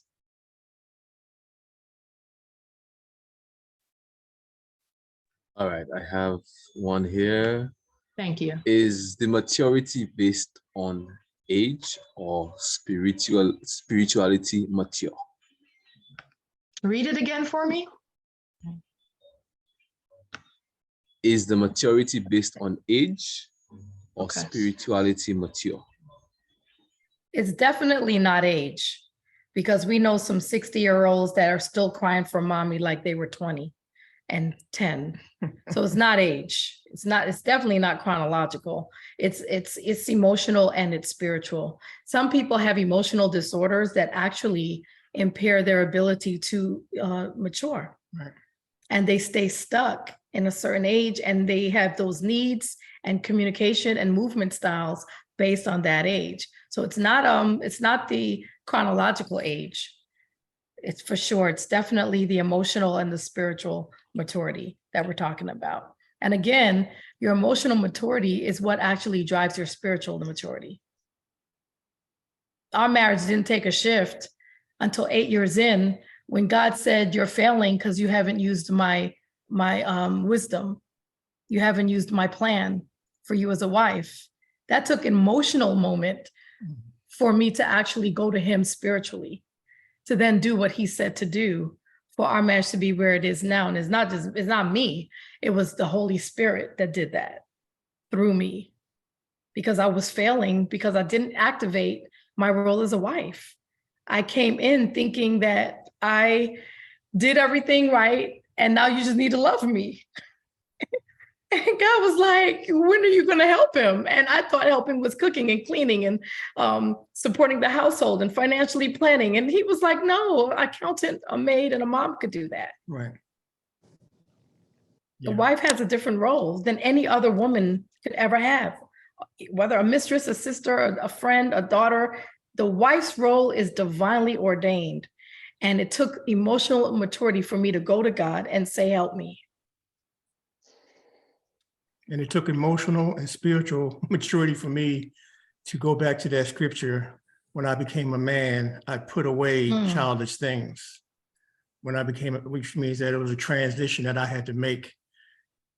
When I became a man, I put away those childish things. And so for me, I had to have an awakening spiritually to say that I need to stop playing around with the things I'm playing around with for me to take care of the things that I have to take care of as a husband. So it was a spiritual maturity for me, but I had to mature in my mind to grow up. Very And good. I love that. I love that Derek says this. He says, when you grow up as a man and as a husband, you have to get rid of what? Let me say it. Okay, say it. Could I say it? No, Say you it. can't speak for me. Wait, but you didn't say it. But you were talking. Okay. When a man becomes a man, it's when he puts away his play toys, his playmates, and his playgrounds. His play toys, the things that he plays with, got to get rid of them. His playmates, the same friends that you grew up with in elementary school and middle school and high school, you're still playing on the Nintendo. Well, Nintendo's old. You're still playing those games, you got to put those things away. And where you play at, the clubs, strip clubs, got to go out, got to see my boys, got to go to Monday Night Football. You got to make a decision that you can't play in those same areas in order to be a husband. Nice. Very nice. A lot of husbands don't like that, but it's true. And they don't like to hear it. And in both examples, the process is happening with the individual. Right. Right. Because we're starting to actualize our roles. I am not a husband. I'm not commissioned to do what God intended for husbands to do. Derek is not a wife. He is not commissioned to do what a wife has to do. So we have to really be intentional about understanding that. But I know I need to understand how you do what you do. Right. And vice versa. Okay, great. Thank you very much. Now, you might address this later on. We didn't talk about the in-depth of adultery as mentioned in one of the guest panelists earlier, but someone had a question. Is there a secret or technique to deal with adultery for men versus for women? Is there a secret or a technique to deal with adultery for men versus women? Well, the first thing to understand is that adultery is usually the symptom of something deeper, okay? Which is usually an emotional, sometimes spiritual thing. I won't say it's a secret, but what I will say is that Solomon said this really clearly in Proverbs 6:34. He said, a cheated, jealous husband detonates rage and is inconsolable, meaning that when a husband is cheated on or he's experiencing jealousy because of infidelity by the wife, his response is going to be detonated rage. Whereas with a woman, there's nothing that speaks to how she is going to respond to that biblically, which is why a lot of women are able to forgive and heal and recover from infidelity versus when it happens to men. And that came from Solomon. Yes, he understood the man. So that's something to note. Right. I don't know if there's a secret or a tip, but it's a spiritual thing, right? For men, it's not a secret. Men know, we know what we do. We grew up from the OGs or old heads when we were 10 years old and asked us if we had sex. And we say, no, you need to have sex. And we're conditioned over, not all men, for some. Over the years, the media and all these messages that are given to us and how our brains function, we haven't learned to have a self-discovery, say, okay, this action before marriage, if I have 5 or 6 women, I have to have a self-discovery of why do I have 5 or 6 women or 2 women or dating, trying to date healthy, but trying not to have sex. And so what happens is that there's a transition that takes place for a man from being single to being a husband, whereas the transition also has to be a self-discovery about your own vices. And it may be a sexual addiction. You know, it may be a need that didn't get met when growing up. So there's a lot of different facets to dealing with adultery. Yeah. But I guess the starting point, the root is to have self-discovery about the why part. You know, people ask me, have you ever cheated on Sonia? Have you ever wanted to cheat on? I get that question asked all the time. Now, first of all, I said, look at her. Why would I? Second of all, she's from Brooklyn, New York, and Bayesian. Third of all, I'm not trying to die and go to hell, because what God told me a long time ago is this is real. He says, Derek, if you step foot in another club, or you step foot in having a relationship that goes on that borderline of intimate, emotional relationship with a woman, it's going to be catastrophic. And for me, I have to just say, for me, God and I, we talk about that. And God reminds me of where my footsteps should not go. There's a scripture in the Bible, in Proverbs, saying about the other woman. The other woman, he was talking about the prostitute. The other woman doesn't even know what she's doing. She doesn't even know what she's doing. So if she doesn't know what she's doing, and I don't know what I'm doing, I'm going to have an affair. One of us got to know what they're doing. And so for me, it requires a self-evaluation, discipline, and of course, asking God to reveal to you, to be revealed in your spirit, like Paul. We don't know what that thorn was. Paul asked God to remove that thorn 3 times. And God says, nope, nope, and nope. My grace is sufficient for you. You will become strong. I am strong in your weakness. And so that dependency on God to become strong in that man's weakness is so important. So it's not a what was the word she used? A secret. A secret. There is another theory too that we do have about men and women and the differences. So, and it's real quick, you know, men are sexual emotional. They have more sexual hormones. Testosterone is higher in men. They're sexual emotional beings. We are emotional sexual beings. We meaning women. We have more emotional hormones inside of us, the estrogen and oxytocin. So you get 2 completely different people who, depending on their background, their culture, their childhood, show up in marriage. And if a man has not been taught how to emote his feelings in a healthy way, he will go to what comes naturally outside of what he was socialized to do, like Derek shared, but just because he's a sexual being, he's going to respond sexually to something emotional, which is why you find there's a disparity in husband and wives and their sexual desires for each other. Because a woman will say, if he doesn't meet my needs emotionally, I'm not having sex. A husband will say, well, I'm not having sex, so I'm not going to meet her needs emotionally. And then you find yourself in this vicious cycle. But what we don't account for is what men do with those emotions if they don't know what to do with them. And it's usually acted out in some type of sexual way, which is where masturbation and pornography addictions come in.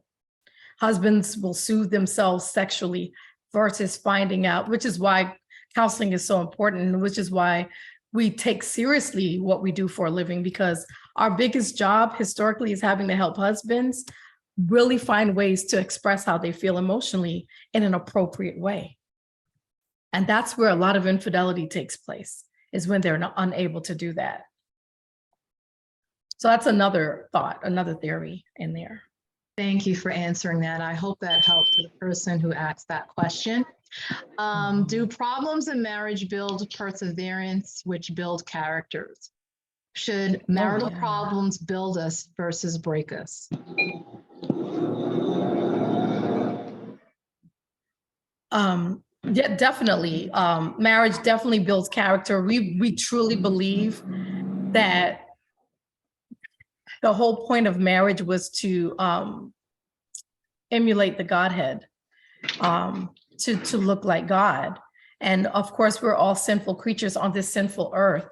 So when we get married, we are really being challenged to change into characters that are going to look like Christ, which is really, really hard to do. When you come in with emotional needs, emotional traumas,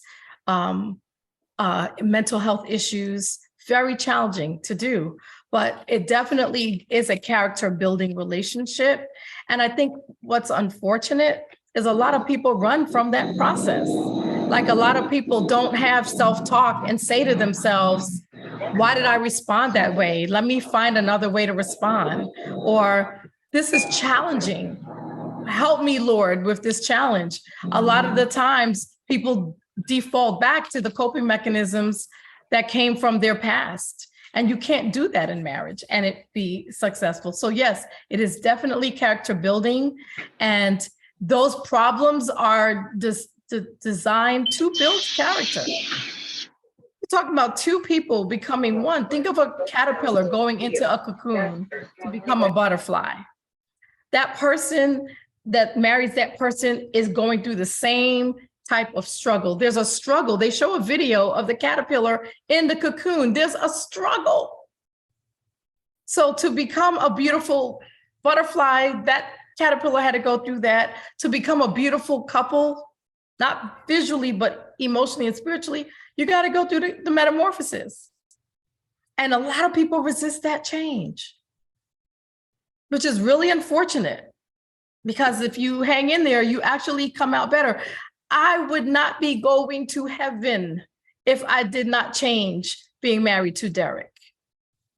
I would not have been. I had a foul mouth. I had horrible habits. Marriage required me to change those same things that would have prevented me from being a candidate for heaven. So yes, yes, yes, yes, yes to that question. I love that statement. That is exactly what marriage is. God gives us marriage to equip us for a qualification for heaven, to build Amen. character. We have another 2 questions before we let you go into your presentation. Derek, in your putting away of playthings, you mentioned putting away play toys. What should play toys be replaced with? His wife. Duh. Obviously, but Play. that's the question. I'm just Go in playing. detail, baby. I'm Go just into playing. detail. Detail. Not Tell your the people. playthings, in general.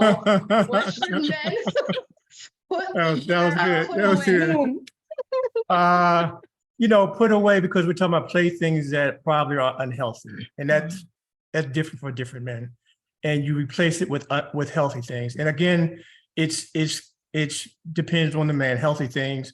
I started to work out more healthy replacement. I started to look at my circle of friends and find out the men who are feeding me.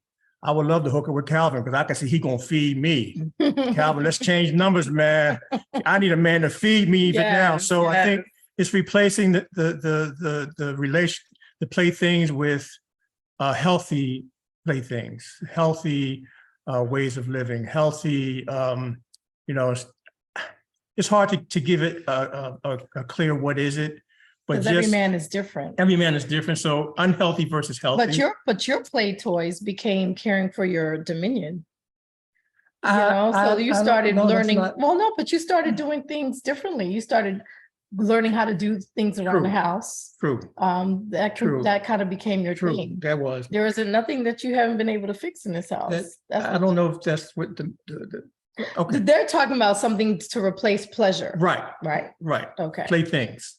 But But your point is valid. I have. You went too deep for the men. okay. Went too deep. The men that went way. The men want something to bring them pleasure. What is the thing that I gave up to replace the playthings? And working out, eating right, spending time with people who are going to feed into me, men, spending time with understanding, to Sonia's point, my role, and putting my energy into that. I'm Mr. Bob the Builder now, and I never was. So that's what Which is why I think that's a good point that you made. You replace those external things that you needed right as an outlet with the chores in the home. So that's really great. Thank you. Right. Should an addiction to porn before marriage be a red flag that will interfere with marriage? Let me tell you a story real quick. A 30-second story. Real quick. So when we dated, this is like 93. So when we dated 93, no phone, porn, nothing like that. So I was a cop. I worked undercover, vice narcotics. So I had all these videos in my apartment. and they were stacked up, and the videos were marked on the side. For those of you who are old enough to understand video, videos, on the outside it had XXX, right? And so they were on top of my closet. Sonia comes by, looking at my apartment. She goes into my room, looks at the room. Oh, what is that XXX on the video? I said, oh, don't even worry about that. Ain't nothing, stuff that I had, don't even worry about. She's okay, no problem. Married into a 3rd year marriage. Sonia discovered a porn. My porn addiction was phone sex. And she discovered a phone bill that was how much? $950 of phone porn. So it wasn't video. So that red flag, Sonia kind of blew it off, as opposed to, no, bring those things down. Let's see what's on them, and let's talk about that thing. And I would have probably been more receptive to say that I had a porn addiction at that time. I would have said I had a porn addiction and I need help with that porn addiction, and I would have gotten help with that porn addiction before I got married. Yeah. Yeah. Yeah, because it did damage our marriage. We almost divorced over it. Yeah. We almost divorced over that thing. Well, I know I'm you sorry. both would agree. The statistics show that most men are addicted in some form or fashion to porn. So you were able to get rid of that addiction. Do you want to expound on that real quick, on how and the steps that you took? I mean, I know it's layered. I know it's layered, but because it's such an impact, right? So it has such an impact. Oh, yeah. Yeah. That's a real good question. Yeah, I think we should probably just touch on that a little bit. After we went through that trauma, Sonia finding out and the pain it caused her, and for me to come to a realization that I had an issue, then I had to go back to the root of it. Why? I had to find that answer. Why do I have this addiction to phone sex? And I went back to the root. And the root was that I grew up in an abuse. My father was abusive to me and my mother, not my sister and my brother. So that form of abuse communicated to me as I got older that the need for approval was very high for me. That need for acceptance and approval was very high for me. And then as I went into high school, I went to the military, became a cop, then went to high school. Well, before that high school, I was dumped at my prom. So we actually went to the prom, and she left and went to her old boyfriend and left me standing at the prom. So those two events in my life were the root of my need for approval and acceptance. And that's why phone sex was my vice, because I needed to hear someone say the things that they say through that avenue. It wasn't strip clubs for me. It was the porn and what they were saying for me. So for me to identify my need for approval and acceptance was very, very high. That's when I realized that I have to deal with that trauma that took place in my past. So I had a conversation with my dad, wrote a letter to the girl that dumped me, not to her, but wrote it out as my way of letting it out of my system, and then talking to Sonia about my feelings and emotions about that process. And so that was the process of dealing with that porn issue. And it's been we've been married 27 years. So 24 years I have not looked at, touched, smelled, heard porn. Praise God. Praise God. That is wonderful. And as a female married to someone who was struggling through that, Sonia, what would you say to women who are having challenges being patient with that process and maybe even doubting whether or not there will be change? Definitely understand that there's different avenues of pornography, and that has to do with your husband's childhood experience and his temperament. So there's some temperaments that are going to have infidelity. They're going to interact with women. They're going to draw women because they're outgoing and they have a high need of interaction. Then you have men like Derek, he's phlegmatic. He was not going to touch another woman. He's just going to let someone talk to him because he's phlegmatic, and they operate in stability and support. They don't like any unknowns or anything that they can't control. So understanding your husband's temperament is a big part of that. Sanguine temperaments have the highest rate of infidelity for men. The sanguine temperament is the external extrovert, high extrovert. So for wives, just having to understand what your husband needs so that those temptations become less of a temptation based on their temperament and based on their childhood experiences. I would say that Derek has been very, very open and transparent in helping me understand men. And one of the things that he taught me was that most men, if not all men, fear two things: rejection and failure, and especially men of color. And so if you can understand that, wives, that your husband is probably living in some type of apprehension or fear of being rejected or failing, then you can meet that need based on his temperament, based on his childhood experiences. Even if he hasn't told you what they are, the wife knows. That's the thing that God gave the woman. The wife is the helpmeet, because God, there isn't a wife to this day that I've spoken to that doesn't know the core of her husband, even if her husband hasn't told her. A lot of the times we don't use that for good. We use it against them. And so then it stops being safe. So the second piece of advice is make your interactions with your husband safe so that he can be vulnerable enough with you to heal. Use your powers for good, not evil. Very, very good. All right. So those were all of the questions. I think I covered everything in the chat. All right. So I know that you all wanted to share a presentation and address some of the questions that we had on the flyer. So I'll let you go ahead and do that now. Yeah. Karen, am I able to share screen? Yeah, you should have the green arrow on the bottom of your screen. Got it. Thank you very much. I got emotional just now. Lord have mercy. Me too. Why? Oh my goodness, because Karen posed a question, not going back to that, but some men were responding on the screen, and just knowing what you have done in my life to make it feel safe. And so you made it feel safe. You make it feel safe for me. It took 8 years, but it took a minute because you were tripping.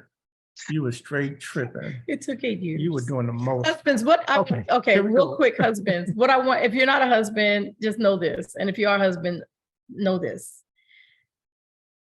Women all want security. At the end of the day, we just want to know that our relationship is safe and free from harm, and we're in unity and harmony with our spouse. When it's compromised and we have not matured, it shows up in different ways. And a lot of the times it shows up in a way that violates our husband's need of acceptance and need of feeling successful. And so if you are in a marriage where you feel that you're feeling insecure because of your husband's movements, resist the urge to violate him in those ways, because it's going to make the work harder. Find a way to communicate what it is you're needing without causing him to feel like he's rejected or failed. Those are the two things. That's kryptonite for most men. And I think that that'll help you make it safe. So I'm talking about how to make it safe while you're still being impacted. Because I was impacted and I allowed my responses to pull me further away from Derek, because I showed up like the lioness. That's my temperament. And the lioness destroys. And I did that. So just kind of keep that in mind. Okay. So let's go to the slides. Okay. Well said, honey. Thank you. Let's see. So you start off with the scripture here, because I think that's okay. So here's our scripture. We love the scripture because it's Jesus talking about marriage. The Pharisees were talking, and then the disciples came back and followed up with some questions about divorce and why did Moses give a clause for divorce if marriage was supposed to be forever. And Jesus responds to the disciples by saying, not everyone, this is coming from Matthew 19, 12, 11 and 12. So Jesus says, not everyone is mature enough to live a married life. It requires a certain aptitude and grace. This is the Message translation. Marriage isn't for everyone. Some from birth seemingly never give marriage a thought. Others never get asked or accepted, and some decide not to get married for kingdom reasons. But if you're capable of growing into the largeness of marriage, do it. And we love that Jesus kind of spoke to what marriage requires. aptitude and grace. A lot of people have difficulty extending grace when hurts have been taken place in marriage, and they don't have the aptitude, which is about emotional maturity. That's aptitude in this context, and spiritual maturity. And so he's saying you have to have these things. And if you're damaged and you get in a marriage thinking your spouse is going to fix the damage, then you're not going to be able to apply the aptitude and the grace. And you're not going to be able to grow into the largeness of marriage. Marriage is large because it's a legacy. It's two people coming together that are going to create generations and generations and generations to come, but it's also going to impact change immediately with who they interact with. So it's large. Then he says, do it. He said, if you're capable of growing, go ahead and get married. But here's the thing. A lot of people get married and they don't say, oh, in this relationship, I'm going to have to grow. Right. They go, in this relationship, I want you to do this for me. Right. And that's not what Jesus is saying. He's saying, if you're capable of growing, then do it. Right. Marriage requires growth. So we wanted to leave some tips for both single and married, and then we're going to try to cover some questions that were on the flyer. I know time is fleeting. So here's some tips for singles and married. So married couples, 13 tips for preventing divorce. 13 tips for preventing divorce. Number one, make time to connect lovingly with your spouse every day. We hear all the time in our counseling, I don't have the time. I work so much and we miss each other. Make the time every day to connect, whether it's a text message, whether it's a phone call, whether it's passing each other in the kitchen. Make a connection with your spouse, a lovingly connection. You cannot expect to have a successful marriage and not give it anything, right? Not feed it. You would die if you didn't eat yourself, but you don't feed your marriage, but you want your marriage to be fruitful. Right. Number two, compliment your spouse on a regular, both in private and in front of folk. In private, you're at home, but then like now, that blouse you got on right there, the slits at the top part of it right there, and you can see just enough, but not too much. That's hot. I can't wait till this thing is over with because the kids are, okay.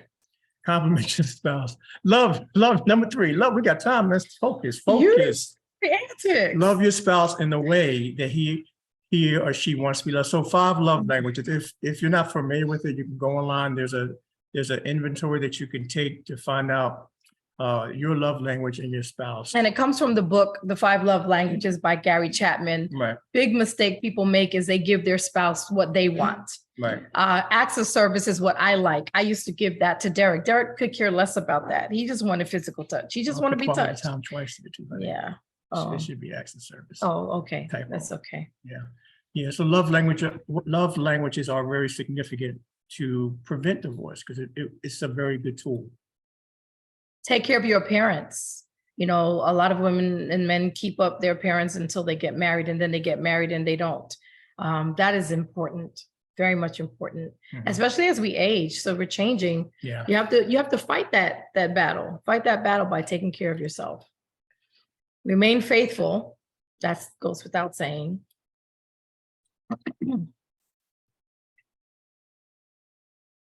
Okay. Oh, doing things together.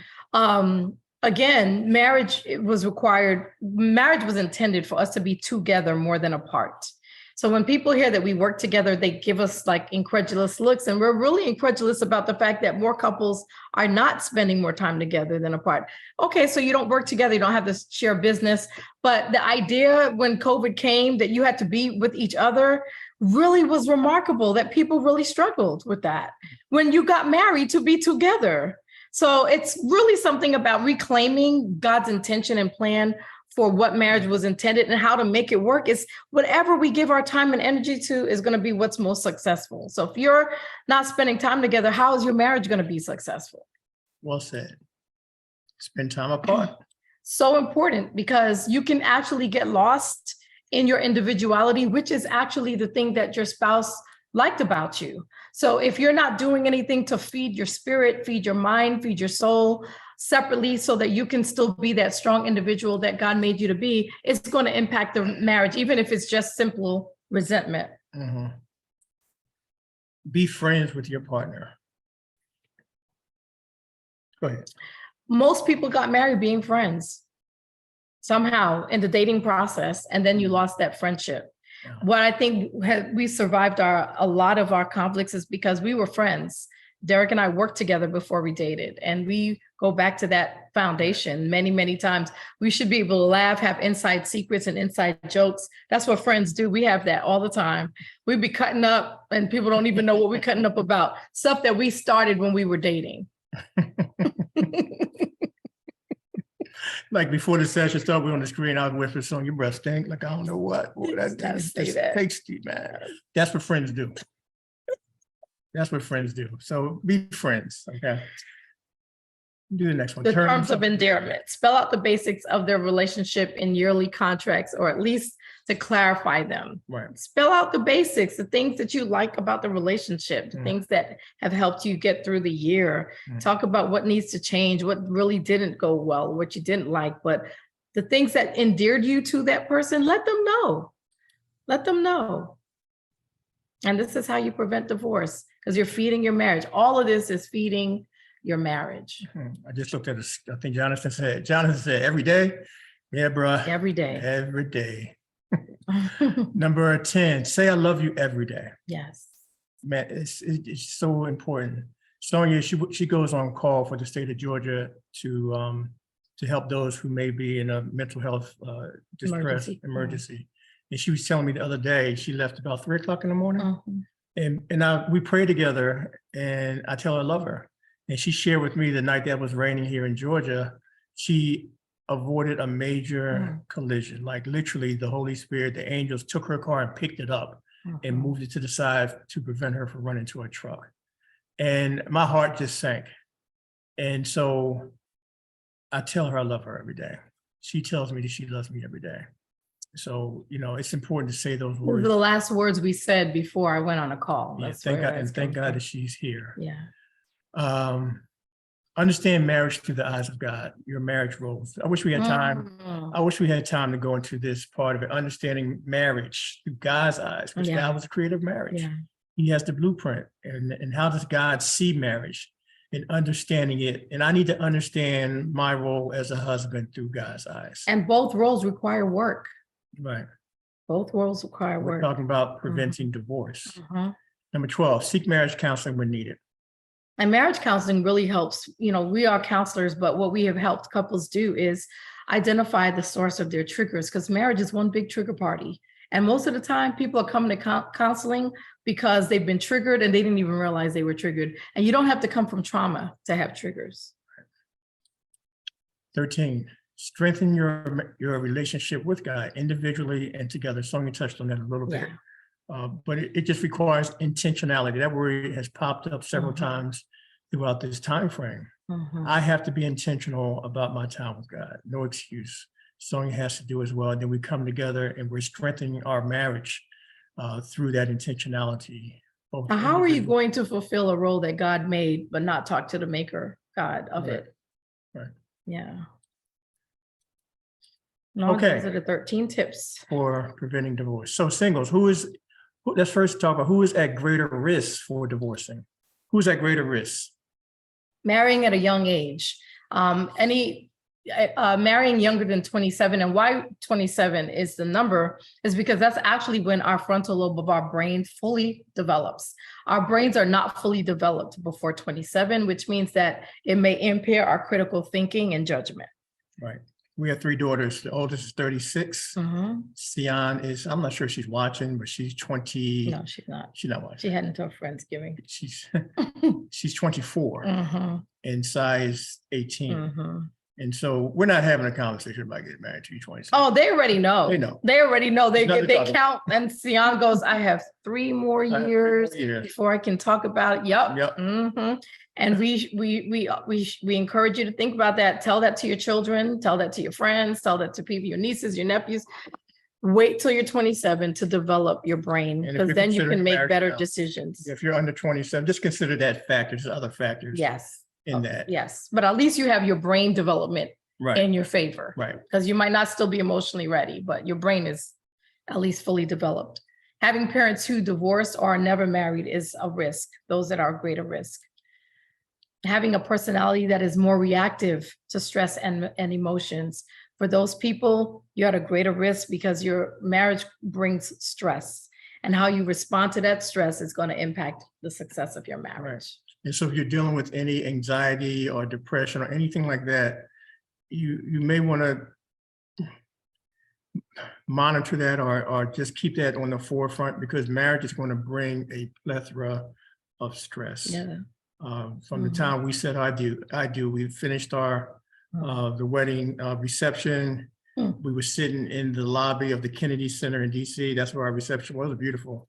And everybody was gone. You know, most couples leave before everyone else. We stayed and we're sitting in the lobby on the bench. It was dark, and the concierge, she came over and said, "Oh, that was such a beautiful reception. Oh, thank you." And she handed us the bill. We had people that crashed our wedding. They actually are seen on video bypassing the person that was checking people in. We had to pay for that. And we ended up with a $7,000 bill. Yeah.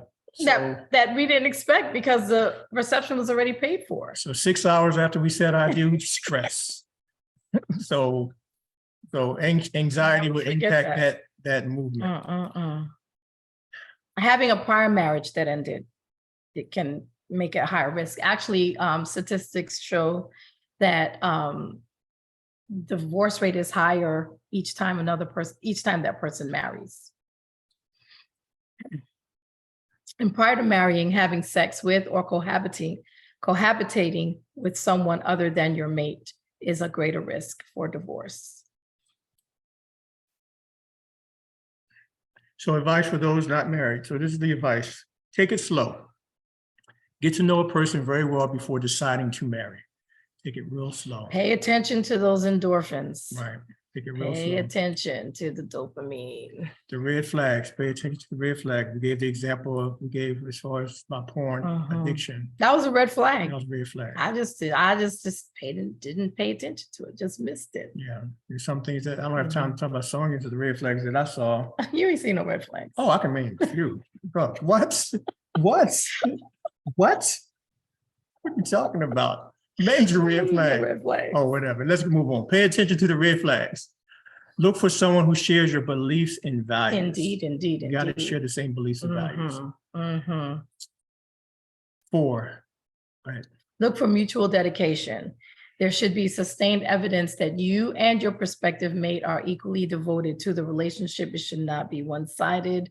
You're doing everything, planning everything, paying for everything, and then all of a sudden you want the roles to shift when you get married. Look for the mutual dedication. You shouldn't have to force anyone to go on a date with you. Yeah. Do some premarital training. That's self-explanatory. We can't adequately prepare anyone for counseling, but we definitely can help them see if they're going to be better candidates for it based on the things that we're sharing. We have a very rigorous pre-marriage, couples counseling first, and then pre-marriage counseling. You know, we're kind of in our age, we're seasoned now. We've been doing it for a long time, so we're seasoned. People come to us for marriage counseling, and if they have a date, like literally, they come to us and say, "Yeah, we want pre-marriage counseling, but we're getting married in March 2023." We're not the ones to do it for you. Because we're just a checklist for you. Just a checklist for you. You already made your plans. We're not going to do it. And you might learn some things that tell you that you're not ready to get married, but you've already paid for a venue, bought your dress, sent out invitations. You're not going to listen to us. You're not going to listen to us. Yeah. So, but do the training. Get someone that's going to train you in pre-marriage counseling. Be realistic about potential mates. Okay. Because sometimes there's a fairy tale Disney list and it's not realistic. And you might need to think about what compatibility looks like for you realistically. Right. So we want to, before we do that, we're going to come back to that. So we want to just answer any questions. So, okay. All right. We went through that pretty quickly. It was kind of fast, but we did it fast because we can make it available to you. Just email us. We'll show you our email address at the end of the slide, but we want to take time, Karen, to maybe answer some questions that we did not go over, did not answer. We're going to spend that time to do that. Yes, thank you very much. And if you send that to me, I'll send it out to everyone who registered. Oh, great. So okay, great. I have 2 questions, I think, follow up. The first question is, we talked a little bit about infidelity. We have a question with someone that says, what do you do when there is infidelity and the spouse wants to reconcile, but does not want to do counseling. The spouse wants to reconcile, but does not want to do counseling. And then the second question I think is really relevant, and that is, oh shucks, I lost it. Is marriage even realistic in these modern times? Is marriage even realistic in these modern times? Well, the first question or the first scenario, they want to reconcile, but they don't want to do counseling. And I'll tell you why most of the time that happens. The person that's guilty of infidelity, they're uncomfortable coming to counseling because they feel like they're going to be in a hot seat. They feel like they're going to be judged and criticized. When people come to us for infidelity recovery, we don't even really talk about the infidelity for weeks. We get a sense of who they are, their core, understanding their values, understanding their childhood traumas, hurts, or any other traumas that might have taken place in their journey before they got married. And then we help them find out why infidelity happened. So I think that if that person is avoiding in counseling, it's probably out of fear. And I would tell you to encourage them to find a counselor that you know is not going to make it about that, or that's not going to cause them to feel any less, guilty than they probably already feel. To avoid wise counsel is not healthy. Right. So I would definitely make it a deal breaker, because if that person is not willing to do the work to heal, then the chances are then they're not ready to be faithful on that level again. So, but again, speak in terms of understanding that there's apprehension and coming up with a way that they can pick the counselor that they feel better about. But to stand in that place and say, no, they're not going to do this, and this is what's needed for the marriage to heal, is a red flag by itself. Right. The last question, Karen, that you said, or the comment that you shared about marriage not being, what was it again? Can you rephrase it, Karen? Is marriage even relevant in these modern times? Marriage is always going to be relevant. It's a creation from God from the time he made the man and the woman. The enemy would like it not to be relevant. He hates us. He hates family. He did not have a say in the making of man, which is the reason that he was cast out of heaven, because he wanted to be just as equal to God and the Father and the Son. And so because of that, he has made it his point to destroy, discredit, and disrespect marriage. So it will always be relevant because God is relevant, and he will always be relevant. God is relevant. And so what God made is relevant too. That's like saying, is the earth relevant? Yeah, we live on the earth. It's relevant. Is having children relevant? Yes, having children will be relevant because God gave us the reproduction ability. So marriage is just as relevant as anything else that God made. Absolutely. Do not let times and the enemy's destruction of it deceive you to think that it is not important to God. It is very important to God, which is why the enemy keeps trying to destroy it. 100% agree. Thank you so much. Tasha and Jonathan, I think those were all the questions that we had in the chat. I'll open the floor quickly before we wrap up. Is there anything that anyone has a question on or a comment that they'd like to ask Derek and Sonia before we end the seminar today? I have one quick question for you guys.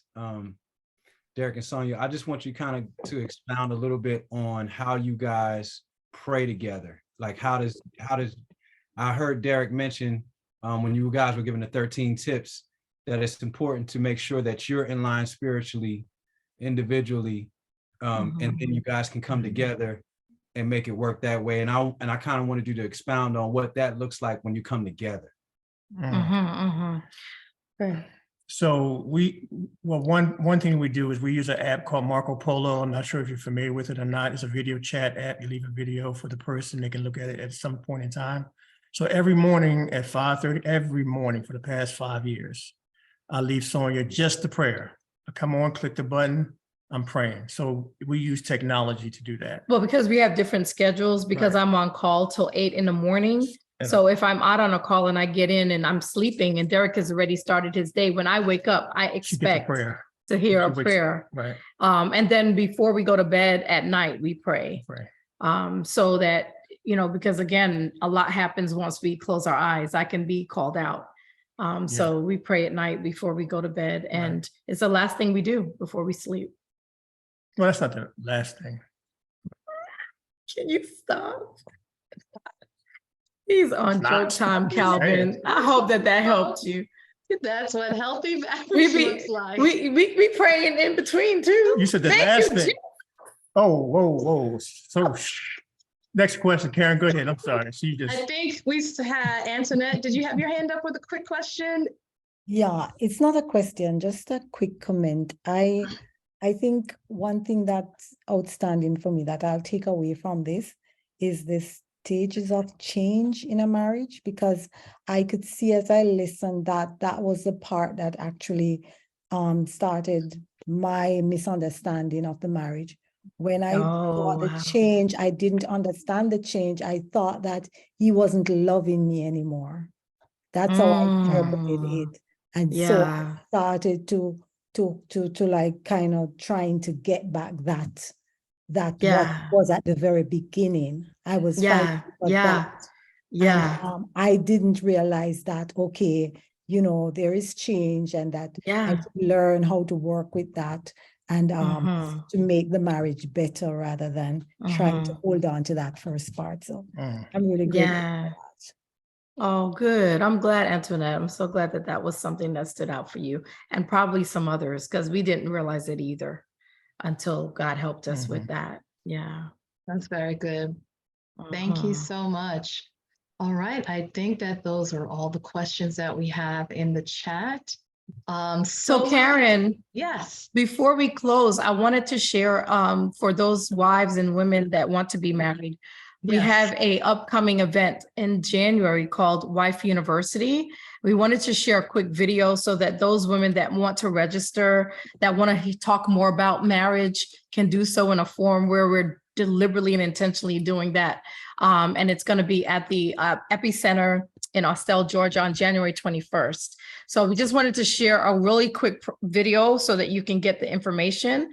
And if that's okay. Yes, go ahead. Okay. I think you have to share the sound, Eric.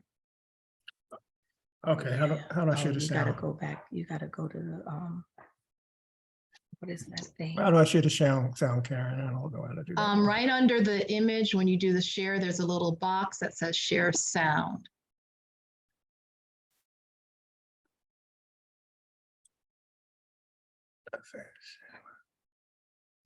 In the share screen setting? You have to stop sharing and do it again. You have to stop sharing. Advanced share. Okay, gotcha. Yeah, you have to, right.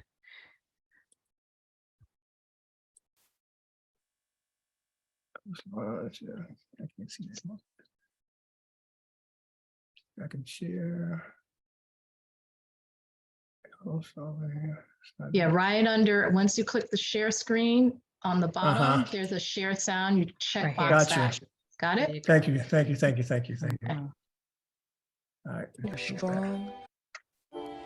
Close your eyes and imagine starting your day in an auditorium filled with other dynamic women who are fearfully and wonderfully made. Women who are strong, overcomers of adversity, who are chosen, never alone, and always loved. Women who desire to understand how God intended them to be as a wife. Now, open your eyes. Ladies, we are so excited to announce the Wife U Conference. This one-day conference will be held on January 21st, 2023 at the Riverside Epicenter in Austell, Georgia, just minutes away from downtown Atlanta. This conference is for wives and women that would like to become wives. Our goal is to equip you with the tools and the resources that you need along your wife journey. We'll discuss topics like defining your role as a wife, submission and respect, and transitioning from single life to married life. We'll talk about effective communication, sex, getting what you want without nagging, conflict resolution, triggers, mental health awareness, and so much more. When you arrive, we'll open up with praise and worship. We'll have pictures, we'll eat lunch, and we'll get to connect with like-minded women who are there to encourage and empower one another on this life journey. We're asking all attendees to wear black and/or black and gold. The black symbolizes the death of the old wife or old way of thinking, and the gold because we are royalty and all daughters of the King. So ladies, tell a friend and come on out. Let us wife you. It's a higher learning for a higher purpose, and we can't wait to see you there. Tickets are on sale now at wife-u.com.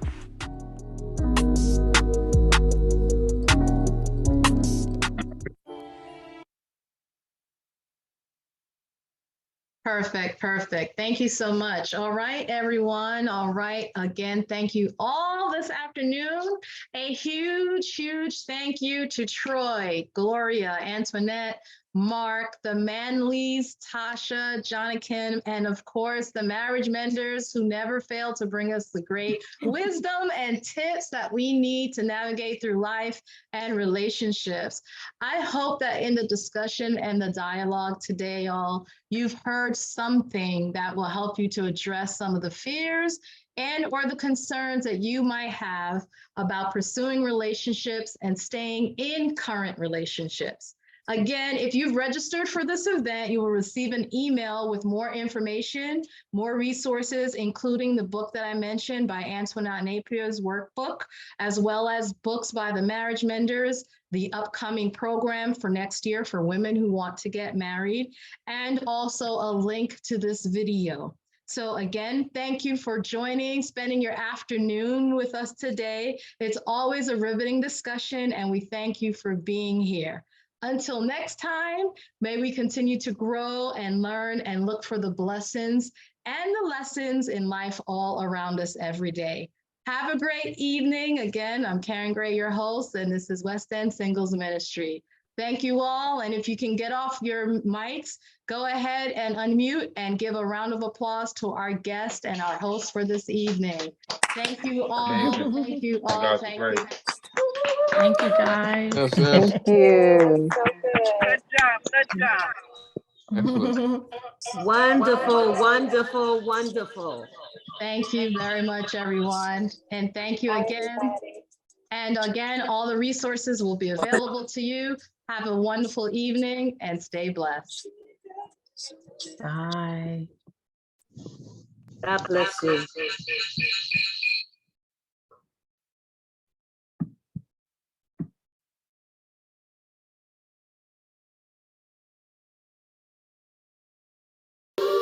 Lord, let your will be done on earth. Jan.